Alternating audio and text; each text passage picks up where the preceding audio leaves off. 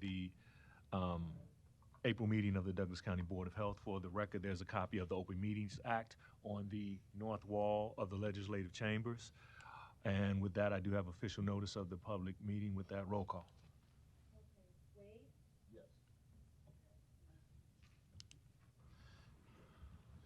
Festerson. Here. Rogers. Here. Weiss. Yes. Jones. Here. Okay, Wilkin is not here. King is not here. Espinoza, are you online? She's online. She doesn't count, though. Okay, Yes, online. okay. Thank you. And Sunday, for the record, Laura Stern is here in person. Glad for her to be back. And Lauren Zenzik, yes. And Lauren, you know everybody here, right? Yes, mostly. Okay. And then note, Deputy Chief Scott Gray is on, and I think that's all I see. Okay. With that, item 2 is approval of the minutes for the March meeting. Is there a motion and a second? Second? Motion by Wade, second by Weiss. Roll call. Okay, Wade? Yes. Rogers? Yes. Jones? Yes. Weiss? Yes. Item 3 is public comments, opportunity for individuals online or in the chambers to comment on Board of Health related items not listed on the agenda. Are there any public comments at this time? Seeing none, we'll go to the action items, items A through D. Is there a motion to approve the action items? So moved. Motion by Weiss, is there a second? Second. Second by Wade. Any questions, concerns? Hearing none, roll call. Festerson? Yes. Rogers? Yes. Jones? Yes. Weiss? Yes. And Wade? Yes. Item 5 is the Health Director reports and issues of discussion. Dr. Hughes.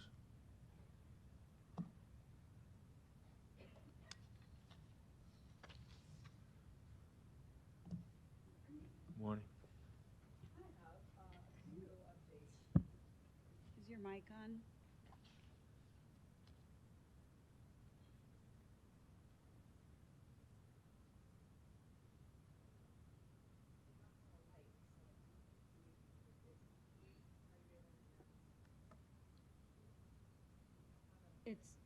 It's not recording and I don't see it on this one.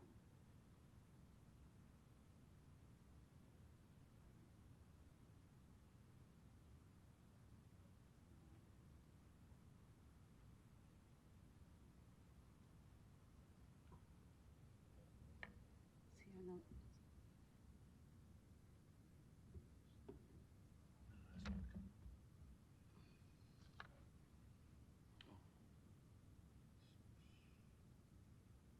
audio level. Oh, I forgot lectern. Lectern microphone. That must be the. Oh, yep. Up. No, that would be that one, right? Is it on now? Okay. Yep. Thanks. All right, take 2. Good morning. A few updates that I have for you today. First of all, I wanted to start out with a couple of recognitions for employees who have been with us for a time. Both of our recognitions this morning are for employees in our WIC program. We are recognizing Laura Marshbanks for 25 years of service and Tracy Fisher for 20 years of service. And I believe that Laura and Cassandra, her supervisor, are online, and then Leah Casaneva is here in the room. Cassandra or Leah, do you have any words you'd like to share for Laura and Tracy? Cassandra, go ahead. Screens went off.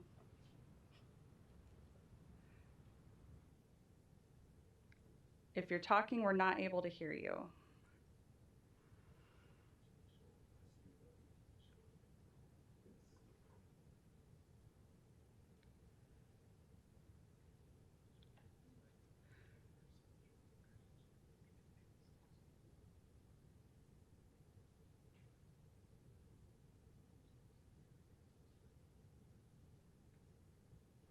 Okay, it sounds like everyone else can hear me. We can hear you now, Cassandra. Oh, okay. So, yeah, Laura Barshminks is our vendor manager, and she is wonderful. She works closely with our vendors as well as the clinic staff and our families, and she does such a great job. She is just super easy to work with and really great about getting issues resolved. And I can't say enough good things about her. She's such a hard worker and gets along great with everybody, and has had a really good this year. She also has been a big part of the success of our breastfeeding programs over the years. So I really appreciate Laura and thank her for her years of service. And then Tracy is one of our WIC dietitians at our West Omaha clinic. And she worked at the Midtown clinic as well for several years, and then moved over to the 120th clinic when we had an opening. And she's also amazing and works really well with her coworkers and the WIC families and participants, and is just such a wonderful asset to the WIC program. And so again, I thank her for her years of service and congratulations. Thank you, Cassandra. And I just want to echo how grateful we are for both of them.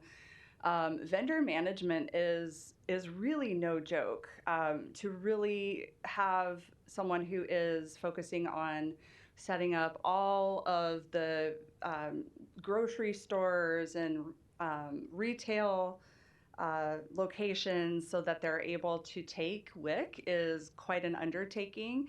And so we're very grateful for Laura and her expertise in doing that. And of course, our dietitians make a huge difference in our community. Really, everybody in WIC does. It's a really incredible program that gives kiddos the very best start they can possibly get. So thank you, Laura and Tracy, for everything that you do for us. And we're just very grateful to have you on our team.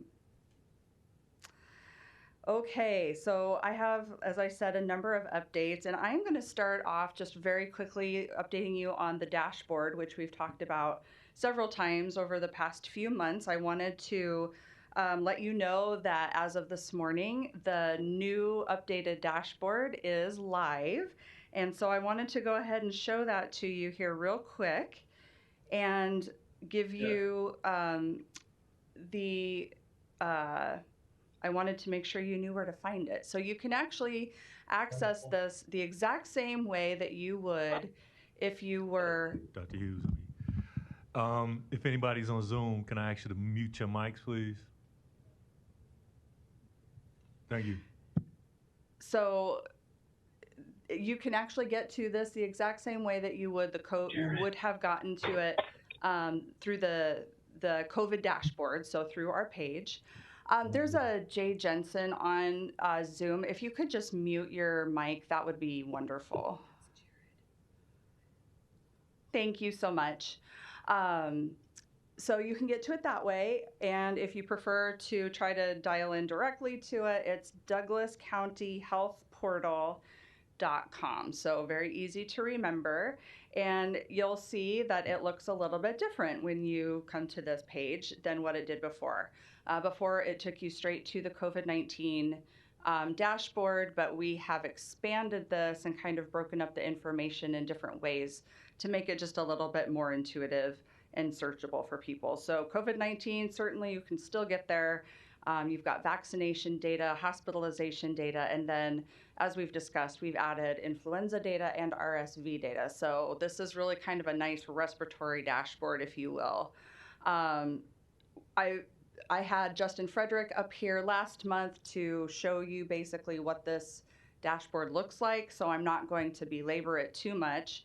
But essentially, you can click into whatever it is that you want to see from that main menu, and it's going to take you into, so I've clicked on the dashboard for COVID-19, so it's going to take you, and I'm on a tablet, so it's not quite what you would look at if you were on a desktop. Let's see if that fixes that a little bit. There we go. So this is, if you remember last month when Justin showed you this, this is essentially what you're going to see. and you can scroll through and it's going to have all different kinds of data. I do want to just note for you that we do have a couple tweaks here and there that we're still working on, but we wanted to make sure that we got this live and up and running since we've been promising that for some time, and we want to make sure it's up for people to be able to use. So it is it's fully live this morning. So please feel free when you have time to go out and explore this and see what you think. And we are always open to feedback. All right. I also wanted to give you an update on the infrastructure grant that we received and are working on. Currently, we are working on our head count, which I believe is due tomorrow. So Jerry McKay, our budget manager, is very busy and not here today, so she can finish working on those items. But we have a number of positions that will be created under that infrastructure grant, and we have position descriptions that are currently with HR under review. So as soon as we have approval on those, we'll be able to start hiring into this. And just to kind of refresh your memory about what kinds of positions we're looking at, we are looking at workforce development. We're looking at data modernization, some other data people essentially to help us do a better job of ensuring that up-to-date information is always out in the community for people to utilize. And we also have a number of communications positions that will help us to do a better job of hopefully communicating through a variety of avenues. And so those are kind of the big ones that we're expecting under that infrastructure grant. And like I said, as soon as we have approval on those, we'll move forward. Another update I wanted to give you was on space for Douglas County Health Department. As you know, we are very tight on space. And due to the infrastructure grant, we were able to secure several more offices within our building that previously belonged to General Assistance, and we want to just express our gratitude to General Assistance for working with us on that. We are currently undergoing some renovations in that space to make it most usable for us, and also assisting General Assistance to do a little bit of renovation in their own space so that they have better storage capacity over there. So we will hopefully be moving people into those spaces in the next few months. On accreditation, I wanted to update you that our accreditation coordinator did leave us for employment elsewhere, and we're really lucky she set us up well to continue to proceed forward even in her absence. So we continue to gather all of the documentation necessary, and we're still on track to meet our goals in terms of accreditation. So we're really glad for that, and we'll continue to update you, but at this time we are where we should be with that.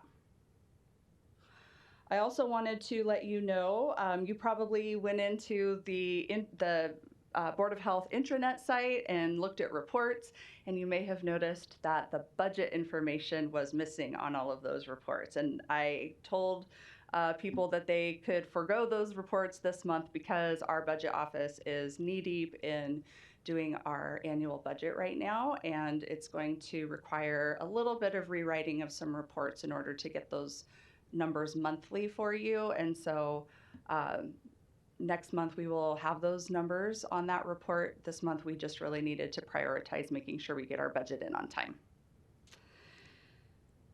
Okay, another update for you on our strategic plan. So as you will recall, we did a strategic plan back in 2018. It was published for 2019. Then the pandemic hit, which derailed some of the goals in that strategic plan. We were due for a new strategic plan at the 5-year mark, which is now. So we are going to plan to archive that existing strategic plan and RFP out for a company to come in and assist us with developing our next strategic plan. Next month, however, when I come to you with the State of Public Health report, I will also be reporting out to you the successes and outcomes that we had from that existing strategic plan. So I won't leave you hanging with the information on that. And then I think the only other update that I have for you, I wanted to just recognize our management team at Douglas County Health Department. The whole health department has been through a lot of transition in the last few years. The management team has undergone probably more than their share with new leadership, not just in my position, but a number of new chiefs and new supervisors that have come on. So as you can imagine, there has been a lot of, just all of those steps that you have to go through to form a strong team. And it's been certainly a little bit chaotic at times.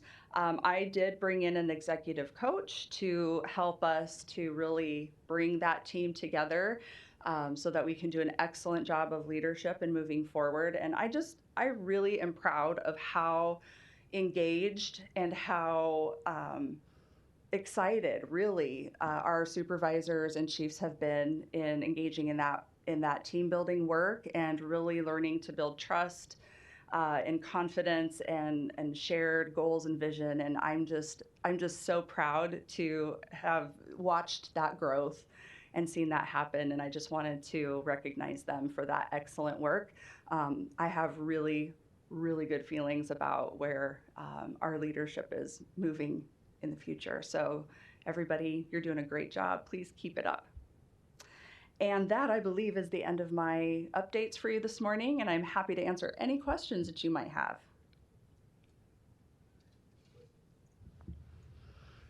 Dr. Hughes, first one is just, I think I'm reading it right from what you said. So when I look through the grant reports, I thought it was that, but it's just confirming like how you got it coded in yellow, which is good. So how much is the infrastructure grant again as a whole? I believe it was close to $8 million for the Okay. total award. We get some upfront and then a continuing award after that, Okay. for up to 5 years. So most of it is going to reside with Jamin and Mhm. Okay, that's fine. Okay. Other point, and I'm just saying this because I'm thinking this is a you, Justin, and Aaliyah piece, but I know LB 777 is on the agenda today. It likely goes, but I just like you all to be on notice, particularly for the epidemiologist, and because if it looks like it's on a likely track, I just want to be prepared to kind of keep track of what that impact will be. Because if it does, I think there's going to be a heightened public health prevention role just on the education. And if you all can just watch that, and if it is, be prepared to kind of ramp up with the statistical piece and how do we just communicate the effects of it if there is to some degree. So I just want to put that on you all's radar. Absolutely. Okay. We will do that. Anybody else? Alrighty. Thank you. Thank you, Dr. Hughes. With that, we'll go to item 6, which is presentations. And one is item A, is the Health Nutrition Division update. For the record, just for the board, from the conversations probably about 2 months ago, that the Board Administrative Committee has been meeting and will be regularly meeting monthly. A couple of things came out of that was the board's desire to just have a regular insert of in-depth or just a presentation of the different departments. So that piece is today. And as Dr. Hughes noted from the reports, that's a constant evolving piece. But I just wanted to put that there in regards to what the board wanted to do and some of the follow-ups on that. So with that, we'll go to Leah. Awesome. Well, good morning, board. So my name is Leah Cazenave, and I'm the Division Chief of our Community Health, Nutrition, and Clinic Services. And I apologize, I feel like the agenda was kind of taken over by our division today. So here we go. So to kind of give you guys a brief overview of all the wonderful programs that are in this division, we have our STI immunization clinic, which has our STI services, adult and childhood immunizations, as well as COVID vaccines. We have our STI prevention and control group that really does the surveillance of STI and outreach education and testing. We have our women, infant, and children clinics. And they really include nutrition education, breastfeeding support, referrals, and healthy foods and formula. And then lastly, our health promotion program, which includes tobacco prevention, fetal infant mortality, baby blossoms, community health workers, and our overdose review program. So quite a bit. So to start, our immunization clinic. So I kind of just put up here some of our COVID vaccine data, and as you can see, some of the indicators we have. We did 314 clinics in 2022, and we administered 10,335 doses of COVID vaccine. With our home visit program that we had, we provided 346 doses in 2022. Now, I did a breakdown by race ethnicity on the side that I'll let you guys just read through, but then moving into just routine immunizations that we have, we did 636 and for children and 316 for adults. Now for our flu season, 259 children, 955 adults. And then lastly, we had Mpox in this last year, and we provided 1,526 doses of the Mpox vaccine. 61% of those were white non-Hispanic, 14% Hispanic, 5% Black non-Hispanic. Just to give you kind of a breakdown of what our immunization program breakdown sort of looked like. So, some accomplishments and challenges that happened we have with our immunization funding. Unfortunately, is in 2023, we're not going to be able to serve our underinsured adults through our Vaccines for Adults program. We can still do the uninsured, just not underinsured anymore. And now, great thing that happened in 2022, our clinic responded to the Mpox public health emergency by initiating a rapid vaccine program, screening and vaccinating eligible high-risk individuals, as well as supporting 4 other facilities in Douglas County to stand up their own vaccination programs. So kudos to them, because that was after 2-3 years of COVID. So they were a little burnt out at that point, and having this brought on, they handled it extremely well. Moving on to STI Clinic. So in 2022, we had 2,991 clinic visits. At those visits, we had about a 15.6 positivity rate of the folks coming to our STI clinic.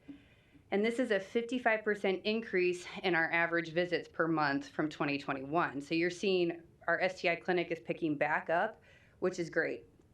The treatments administered in our STI clinic were 908. And then, sorry, I'm still getting over a cold. Then we've had about over 50% of our clinic patients are less than 30, which is sort of that age group we want to target anyways. As I said, you can see a breakdown of race ethnicity for our population versus the clinic. And I think what's great about our clinic percentage visits is we've got about 30% of them that are Black folks. We have 47% white and almost 18% Hispanic, which is higher than the DC population. Some accomplishments and challenges that we've had with our STI clinic. Start with the good stuff. So we resumed our hepatitis C testing, and we resumed our walk-in services. We had originally been just appointment only, but now we are opening back up for more folks. And one of the big things we've been working through is getting a electronic health record started. So we've been researching and figuring out what system we're going to begin, and hopefully in the upcoming month or two, we will get that finalized and started. So we're very excited. We have been working with the HHS and the MPHL to start a gonorrhea culture testing project, which we started one prior to COVID, I believe. Small, and now we're just really going to be ramping that back up again. So excited. And lastly, one of the big challenges that we've had is a loss of funding in our STI clinic. And that's resulted in a reduction in hours, and we've had to reassign some staff to other areas in the health department due to loss of funding. So hopefully for 2023, we'll be able to find some additional funds so that we can keep up our STI services. In our prevention and control program, we've been able to secure a new epidemiologist, and once again, loss of funding in this area because our clinic and our outreach programs sort of go hand in hand, which has led to a reduction in some of our outreach activities. We've had some new testing locations at Women's Center for Advancement and the Latino Center of the Midlands. We started a at-home testing program. Currently, we've had almost 180 requests for our at-home testing. We've mailed out 76 kits and had 45 of those folks mail in their completed test kits and gotten them test results. So some of the performance indicators, in 2022, we had 403 total tests with about a 7% positivity rate, delivered over 150,000 condoms throughout 2022. And for surveillance pieces, chlamydia, we've had one of the highest rates in the past 10 years. Our syphilis cases, we're at 79 cases, which is almost double what we had in 2020. Primary syphilis rates in women have increased 100% since 2021, and with 132% increase in our unknown latent, which is not the infectious stage. Now, congenital syphilis is the big one, and we're at 75 per 100,000 with our rates, which is an increase of 20% from 2021 and even a higher percentage from 2020. And I don't have that with me right now, sorry. So I just added this in here to kind of hit the case home that STI is becoming an issue. We've seen rates increase drastically, especially among syphilis, but we've also not receiving as many funds to address this problem. So just kind of mentioning some things in here about how syphilis and chlamydia have gone up drastically in the last year or two. Now on to our women, infant, and children clinics. So for the total Douglas and Sarpy County participants in 2022, we had over 23,000. In our Douglas County Midtown, we had about 5,425 participants. At 120th, we had 4,666. We've been doing the PHQ-4 questionnaire with our folks at our participants, and we've had 1,504 respondents. And I'm glad to say that most of our population has really been in that 0 to 2 normal range at about 89%. 6.2% of our respondents that were actually referred to mental health services due to the survey. So breastfeeding rates increased. Exclusive breastfeeding at 3 months went from 19% to 33%, and exclusive breastfeeding at 6 months went from 13 to 20. So some other accomplishments and challenges, we moved locations for our West Omaha, our 120th location, and we will be having an open house on May 12th from 2:30 to 4:30. We hope that you all can make it. And the address is 4203 South 120th. We're also searching for a new Midtown WIC location, and hopefully we'll have that in the next year or two. Our Douglas Sarpy WIC staff completed a new breastfeeding curriculum training. We reopened our clinics for in-person services. They were all virtual during the COVID pandemic. We're hoping, so one challenge that we're having is we really want to be able to hire and recruit new breastfeeding peer counselors within Douglas Sarpy County. And we're excited to say we have a new WIC breastfeeding program coordinator. Now for our health promotion program, this one is split into 2 slides because there's several different programs within health promotion. So we've got our Omaha Healthy Start program, and we're providing education. There was 8 and 9 sessions completed, and we had 30 participants that were educated on safe sleep and preventing prematurity. Our fetal infant mortality case review team, we've reviewed 7 cases, and they just started back up in January of 2023 after a 1.5-year hiatus, so we're excited to get that up and running again. And we also had our first Baby Blossom collaborative meeting, that was 2 weeks ago now, or a week ago. Okay, my days are all getting thrown together. And to that meeting, we had 28 folks in person and 32 virtual. We were excited to bring Dr. Art James to present at that and partner with UNMC and Children's. So Omaha Healthy Start, another accomplishment is just some of the great connections we've made with our maternal child health partners throughout the community. And a challenge that we've had is really finding participants that are wanting to participate in these kind of safe sleep prematurity education courses. Like I said, we've relaunched our Baby Blossom and Femur case review team, so we're excited to get those up and moving again. Now, our community health worker program, we've had 699 referrals from April to March, and very excited to get that up and running. And you'll hear more about this as we have the next presenter coming up. And she'll discuss some of our accomplishments and challenges and kind of the breakdown of each of our community health workers and the work they've been doing. For our clean indoor air complaints from January to March, there have been 2 businesses and 3 multi-unit housings that have had complaints filed against them at the health department. Smoke-free housing, we have verified 228 of the 716 is smoke-free. And our overdose fatality review program, we've sort of relaunched those meetings and starting to get data kind of gathered, what that might look like as, fingers crossed, LB 570 starts moving forward, and we'll be able to obtain data on a more regular basis. And as I mentioned with LB 570, we're excited that it actually passed unanimously in the Health and Human Services Committee. The other kind of challenge that we're looking for is having funding for our overdose prevention program, and we're actually working on a grant application now. With our Tobacco-Free Nebraska, one of the accomplishments that we've had is the rent smoke-free list has been organized and updated. And a challenge really with that has been that that's a voluntary program, and it's really the responsibility of enforcing and burden really of the residents to report that out. So with our division as a whole, we've kind of had some goals that we want to accomplish. As I mentioned, funding is always a source that we need to kind of work on.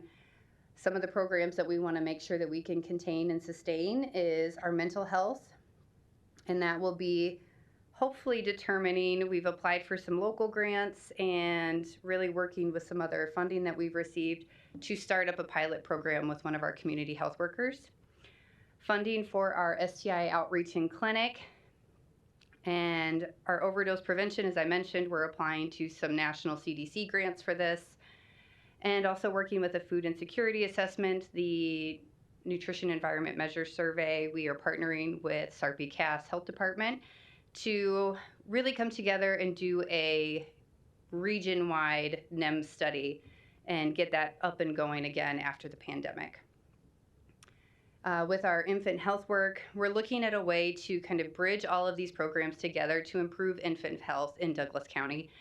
That includes infant mortality rates, congenital syphilis, our nutrition, so breastfeeding, infant nutrition, and then hoping to kind of find some common goal between all of our divisions to really move forward towards improving infant health in Douglas County.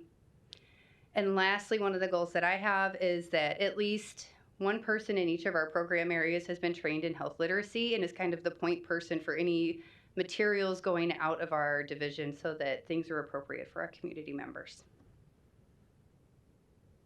I'm just curious is that the health is this the position, it was meetings ago, but is that the position, this health literacy deal? I thought I might have heard it as a health educator, like a general person that the community health workers work with to prepare materials to give out. Is that person? Kind of. So there is, I want to say through NALED had came out and actually paid for some different folks from the health department could apply and become health literacy certificate specialists or health literacy specialists, a certificate in it. And it could really be any position. So I have like a HIV prevention specialist that's taking that certification so that anything in our STI office can go through her and one of our disease investigators so that they know the sort of language to use when talking with community members. We have a few folks in our health promotion program that are going through the certificate program now, and it's more or less just a benefit. So primarily it is educators that are doing it, but we've had, I believe there's a community health worker signed up right now. Oh, there are 3 signed up for it right now. So does that sort of explain? I just had to stop it there because this is just for me because I want to be clear on that. Yeah. That, I thought it was, when I first heard it, and I was going to be clear, I thought it was like one person that all the stuff went to and vetted. But you're saying anybody in the department can get trained to be one of those persons. And when you're trained to be that person, that's like the health proofreader. Yes. That's just a double check, if you will, Okay. for when stuff is created, that we're assuring that the information that comes out of those programs is literate for our community. So that person is not the place where you go to, let's say how I thought I understood it, community health workers out there working, you all need to educate the public on something. Anybody could create some material that's consistent with the layout and other things like that. But whatever material is created is vetted through one of those persons for. That is my intention, yes. Okay, all right, okay. Good question. I did have a couple questions. Yeah. Early in the presentation, you were talking about the PHQ questionnaire. Yes. I don't know what that is. So it is a survey that really goes through and assesses someone's mental health status, Okay. basically. And I don't have the questions, but it's 4 questions that go through and folks can answer those. Okay. And then who is that given out to? That is to the WIC participants. So okay. folks coming into WIC sort of take that survey as they're coming in their assessment. And then if they have a higher scale number on there, then we refer them on to mental health services. Okay. And then I don't know if this is your department or maybe if this is a Dr. Hughes question or maybe it might have been out there and I missed it, but so that Narcan nasal spray, opioid reversal. Yeah. So I caught that had been approved over the counter. Do you know anything on a timeline, or is the health department going to provide anything like that, or the government subsidizing anything? So there with that? are, Douglas County, like the health department, we are not able to dispense. So I'm not able to hand out that from us. However, we are in the process of writing a standing order policy for our clinic staff so that they have it on hand, so that if someone is in the department and experiencing an overdose, we're able to confront that and help that person. So that's one piece we are working on right now. I know DHHS with the Division of Behavioral Health, I believe, is actually working with pharmacies around Douglas County and having that available and paying for those, but there's some paperwork that I believe goes along with it. The website is Stop OD Nebraska is the website for that, and you can get on and see which pharmacies have that in place. That the state has actually provided that. Okay.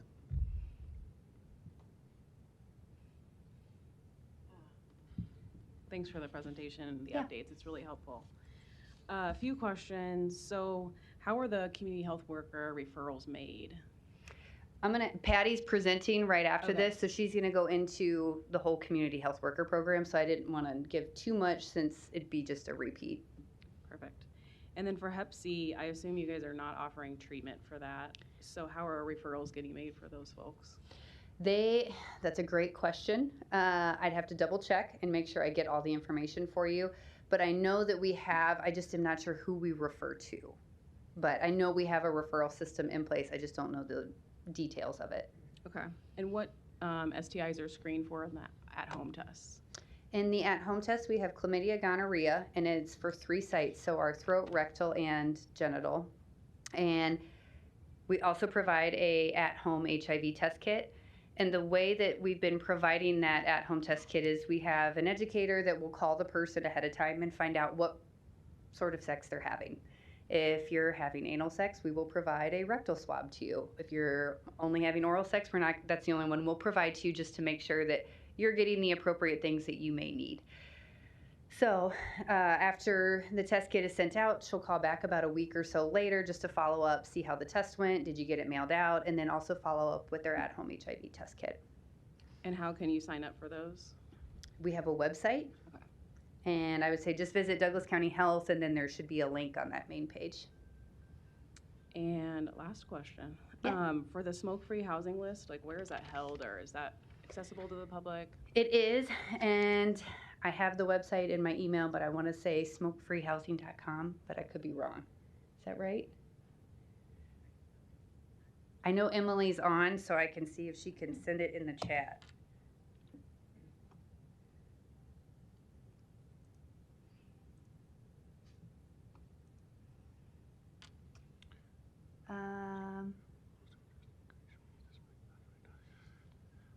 Oh, they can't see the PowerPoint. I forgot to share the slides. I'm sorry to the online folks. Rentsmokefree.com. Yeah. Go ahead.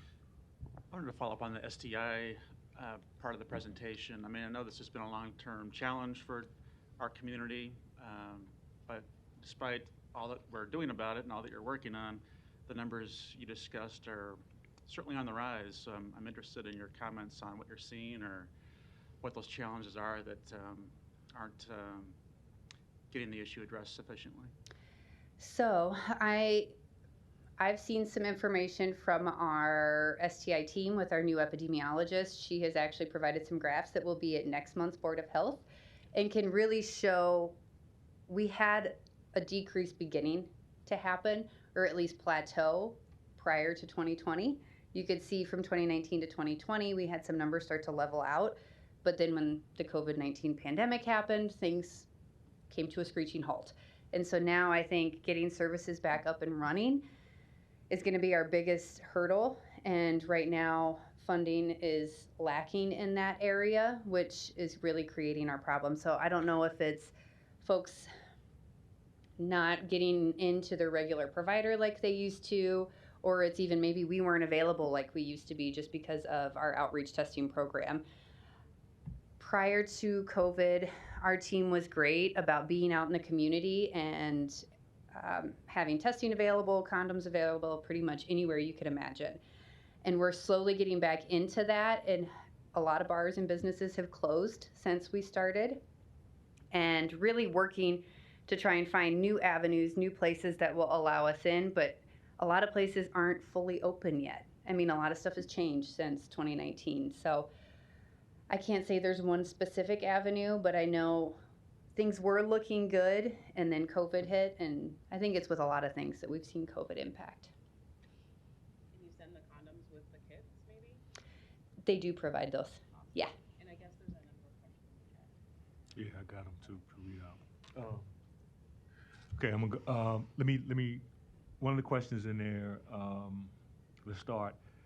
There's a question from Dr. King. Have we considered a health literacy assessment? Or have we considered doing that? We definitely can. I think that's a great point. And I'm sure our health promotion program may have done something along that a while back, but I think it's definitely, as we come out of COVID, something that we can consider and move forward with. Okay. From your breastfeeding numbers, do we have those broken down by race? I'm sure we do. I'd have to look at it, but I'm sure we do. And so once you get it, that can be provided, or? Yeah. Okay. Are there next steps or plans for a Baby Blossom Town Hall? We are planning on doing Baby Blossom Town Hall, I believe, quarterly. So the next one will be in 3 months. Okay. Okay, I'm gonna bleed into some questions that I had. This is kind of both. So the funding sources, who is what are the sources that the reduced revenue are coming from? Is that grants, or is that private support that's reduced for the STD reduction? There have been some state funds that got moved from yearly to 17 months, so we're having to stretch the same amount, but over a longer period of time. We've had some private funding that State general fund or flow through money to the flow through from CDC. Okay. And we've had some private funds that got cut. I want to say those are the two big ones that have kind of happened recently. Okay. That was the money that flowed through the Women's Fund? Okay, I know what it is. Okay, let me ask you this, so, I'm just curious, is the new West office move for WIC, is that close to the election commissioner's office? It's 120th and I. 120th and I, okay, that's not it. That's, so is that in the plaza where One World used to be? I don't know if Out One World across used to from, be there. It's, the FBI office? yes. Did One World used to be over there? Yeah, they used to. Okay. They still got it over there? Okay. Yeah, there was a credit union or something on the corner and we took the bank spot, so. Okay, okay. I think, oh, your first slide, I'm just curious, when it said, let me see, second slide. So the COVID vaccination rates, the race numbers, are those percentages broken down by people who got the vaccine, or is that compared to the overall population, like we used to do it on the dashboard? Repeat the Meaning, question? is that breakdown just the percentage of the people who have gotten the vaccine?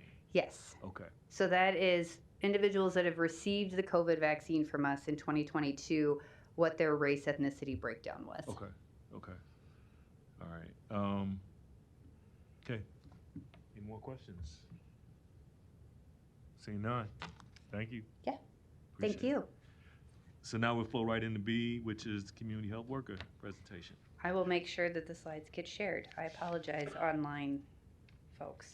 No problem.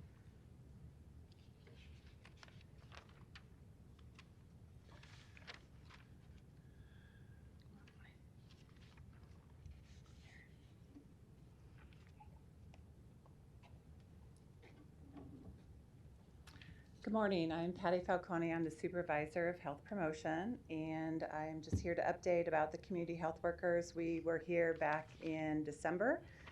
All the community health workers were able to join me then. So the first thing, just kind of an overview of all of the different things that the community health workers are working on is navigation, our diabetes prevention program, working through trying to find resources throughout the community, additional funding, the community needs assessment, alternative mental health program. We are partnering Patty, with. what's showing up there is not showing up online. What's going on? I don't know.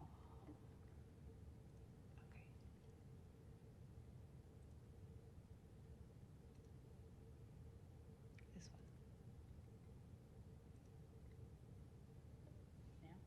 Yeah, there it is.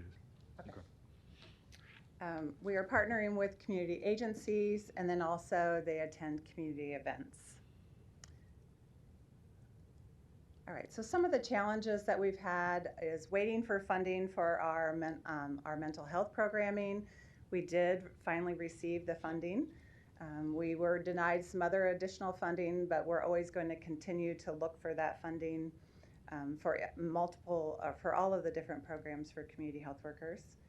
And then we've also had an increase in Haitian refugees, and we are partnering with One World to find resources for the population that's coming into our Douglas County. And this is one of the places that we are finding individuals for navigation. So accomplishments this year is we found funding for the new Lens.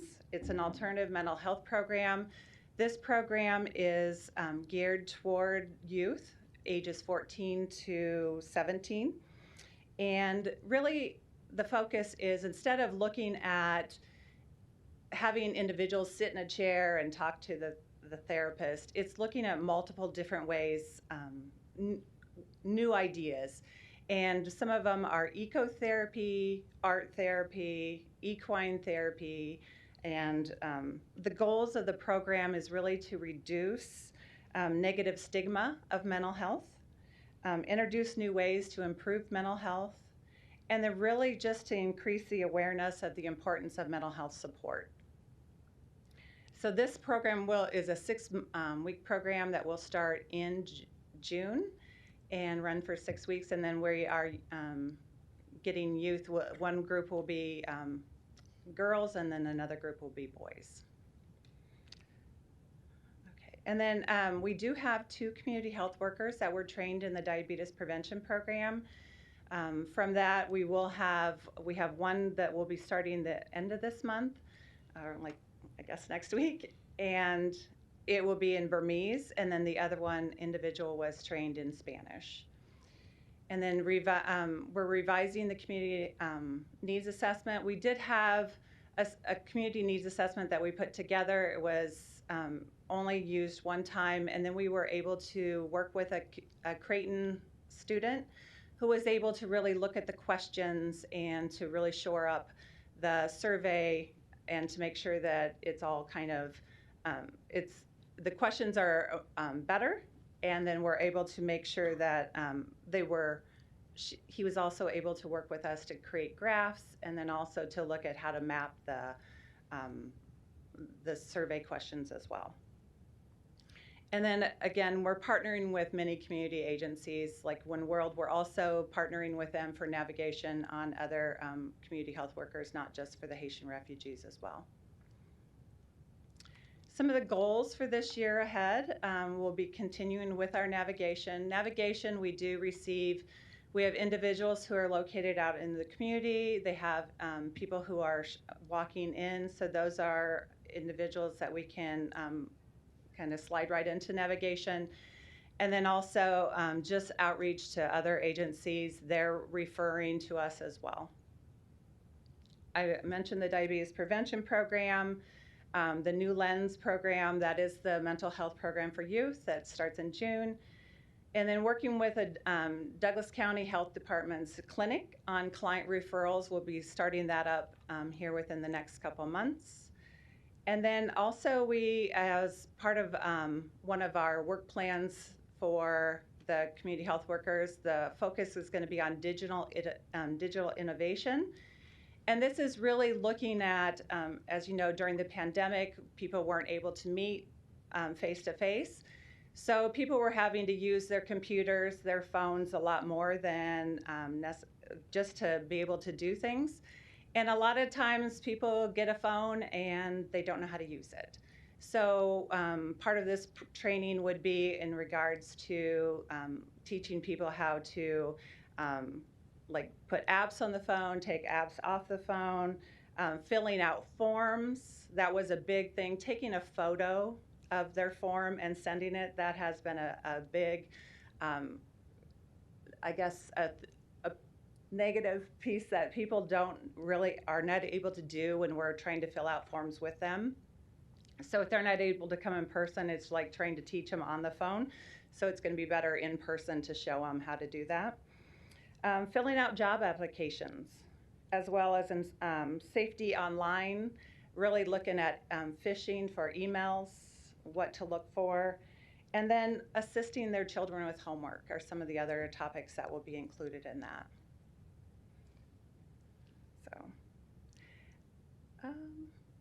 And then we also have one individual who will be working with the colorectal screening program that will be starting up here. Okay, do you have questions? Dr. Jones, I know you got your question. Always.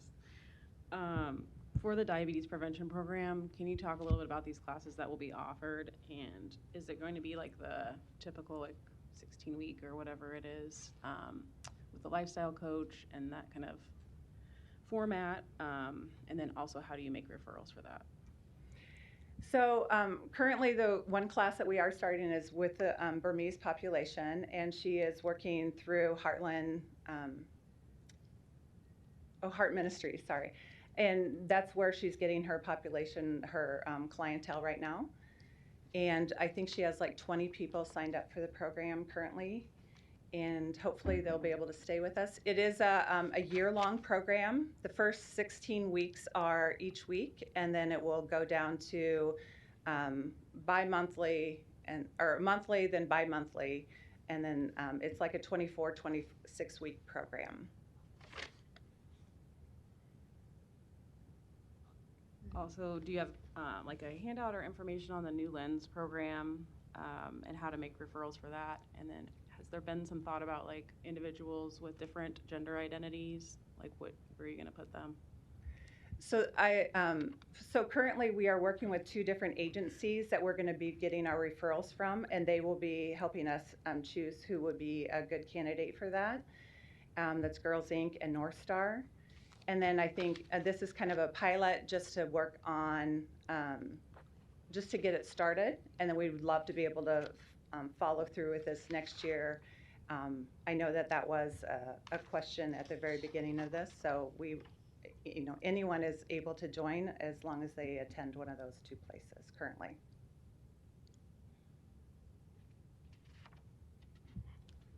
Thank you for the update. On there, you had mentioned you're revising your community health needs assessment.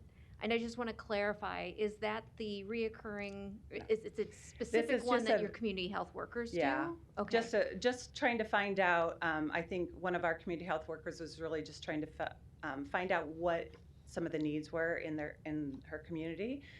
And we're hoping that after being able to update the survey and kind of bring it shored up, that we'll be able to utilize it in other populations as well. Okay, got it. Thank you.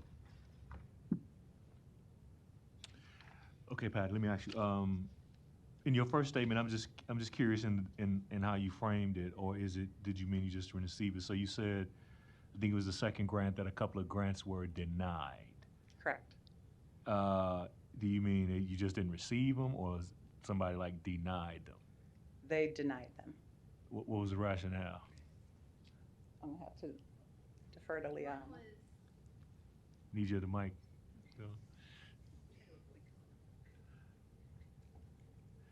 So one was with a behavioral health, and I think just some of the details that they were needing, and it maybe didn't quite fit with what they were wanting for the goals of that grant application.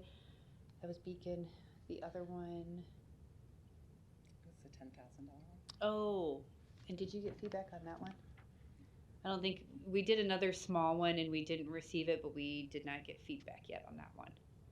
Okay. I'm just curious, this is the first time I heard about Haitian refugees really officially on the record. So are you seeing an increased Haitian refugee population in South Omaha? I mean, or to what degree? Or is it just this is the first time I've seen Haitian refugees show up? It's just it's a new population that's coming into Douglas County. Really? And I know that our community health worker encounters them when they do come into their Heartland Integration Center. And then also One World reached out to us to connect to see if we would be able to assist with that. Okay. And our community health worker does speak Haitian Creole. And that's only showing up in South right now? I'm not sure the exact location or geographical area, but they are attending One World, yes. Okay. Yep.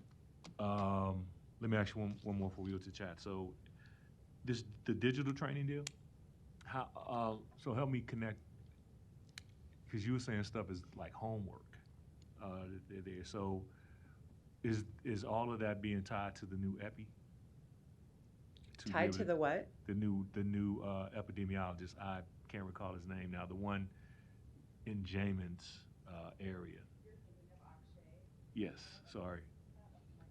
I need to just write his name somewhere so I remember. Not yet. Okay. But certainly that's something. I'm just curious, how long does that take? Because there's a story somewhere to be told with that, and I'm just wondering, because it just perked my ear up when you said they're doing digital stuff, helping people with homework, and then something else, job searches, stuff like that. I'm just curious how long it's going to take that to tie, because that helpline that was started during COVID is still operating. Correct, but Does that come up through you, or it comes up through you? The helpline? That helpline, yeah, that comes through you? That actually, the supervisor of STI is still over that, so I let. Okay. Yeah, so our info line is still in place. And I didn't get numbers for that. I should have put it on there. No, it was unexpected, but the thing that you're saying digitally, now I'm just making sure because at some point, at least that's how I picture say his name one more time, Dr. Hughes. Akshay. Akshay. I'm picturing Akshay soaking all that up somewhere and being able to tell a story through that. So if you're not, I'm just putting it on the record. So that's what I'm envisioning when he's here. Okay. Alrighty. Let me take you through the chat. Question: are we planning to partner with Metro Community College Express? They also offer some digital innovation training. At this point, we have not, but we could reach out to them as well. I think this is just, I've asked the community health workers to come up with a work plan to what they would like to work on. And this was one that they found that their community really needed. And I know during the pandemic, I'd seen articles where they were actually handing out phones to the elderly population, and then they had training on how to utilize that so they could have their doctor appointments online or like by phone.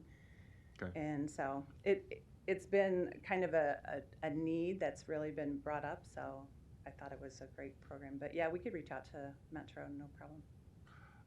I'm gonna kind of summarize this question because I think this is where it's going. So basically, originally we talked about all the community health workers out there. Are we taking the initiative to kind of be an organizing, gathering, partnering body to kind of get an idea where everybody is with their community health workers and what's out there? Okay, there we go. You might as well just sit right there. I know. Getting my steps in today. Yes, so I have reached out to some folks within Omaha to kind of get a good list. To be honest, I just haven't had time to sit down and like get that organized, but it is on my radar to kind of pull together all the bigger organizations that have community health workers or are doing the training, just to kind of see what the needs of our community are, what are we missing, what are you guys focusing on, that sort of piece. So it's on my radar, I just haven't gotten quite to it yet. Okay, so stay there. From the infrastructure grant then, I know there was a little bit of concern about capacity. So are you going to get this community health worker organizer, or I forgot the position you talked about. Is that coming through the infrastructure grant? The community health, it would be a community health educator too, and they would be responsible for kind of coordinating. Yes, That's that coming. is in the infrastructure grant. Okay. Yes. Got it. Last question then. Can the board see the assessment, the community health worker assessment survey is interested in just in what questions they're being asked? The community's being asked. Yeah, we can share that with you. All right. That might be a committee agenda item just to go into detail with. Okay. That's all the questions I see. Sorry, back to Jones, the question new about the referral. So it sounded like from the clinic, you're able to make referrals for community health workers. We will start the clinic we have not started that process yet. Oh, my understanding was like currently from clinic at Douglas County, the referrals are being made for the community We'll health. be starting that in the next couple months. Gotcha. The 699, that's just from their outreach, getting folks in and referring in. So that could be through the info line, that could be coming into St. Martin DePore or through Harlan Integration Center. Yes, so coming in through the different areas where they're housed in the community, just coming in and someone saying, hey, or from their outreach efforts that if they've been at big events saying, hey, here's our information, call us if you need anything. That's solely been kind of word of mouth, of not any formal referral process at this point, but working on getting kind of their name out there, what work they're doing, and really just spreading the word by voice. So is there an opportunity for people in the community to make a referral, or how would they go about doing that? Yeah, if they would call our info line, that we do receive referrals that way. 444-3400. You want to repeat it on so it picks up? 444-3400. Got it. 402 area code. All Alrighty, 9 Yeah. to 3, Monday through Friday. got it. Questions? Any more? All right. Patty, thank you.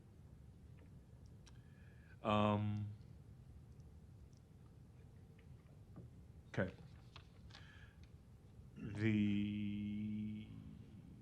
Let's go now to the department reports. Any board members have questions from the reports? Okay, seeing none. I just Go want to ahead. say thank you for the divisions for transitioning to the new templates. So very helpful. Thank you. Seeing no questions on the reports, though, Dr. Hughes, I'd like to, let me put a topic on for the next administrative meeting, happens in May. The air quality, because I just need to get a grip on it. There's been some exchanges. It looks like it's gonna handle itself, but I'm just curious. I know there's certain standards we have EPA-wise, but there's a lot of just exchange about the OPPD piece. That seems to kind of work its way out, but I just want to get a better grip on that question. I will add that to the agenda, and I will invite our supervisor over air quality to attend so he can answer more in-depth questions for you. Okay. And I guess you might as well too, just add Patty to the survey question piece just to see what's on there to talk about it, to knock that out. Anybody else? Any other questions, concerns, all minds? Councilman Festus? I appreciate Commissioner Rogers raising the air quality question, and I do want to invite the Douglas County Board of Health to participate in the city's climate action plan that's getting underway. That'll be occurring shortly, and have broad public engagement this summer as we create a plan for the entire community, and it'd be great to have your involvement. And then secondly, I also appreciate Commissioner Rogers raising the issue of LB 77 a little bit earlier in our meeting, which is the concealed carry legislation being considered on final reading today in the legislature. I was a little slow on the take, but I wanted to just chime in that that is of concern to our community and to the city, both from a public safety perspective and a violence prevention perspective. And that's why the mayor and the police chief and the majority of the city council is opposed to that legislation. But should it pass today, I want folks to know that the city will be required to repeal about 10 different sections of code pertaining to guns and weapons. And so that's of concern to us, and I would think of concern to this board and those interested in public health and violence prevention. So I want to have that on your radar screen too. Well noted. Well noted. Any other board comments from anyone? Okay. With that,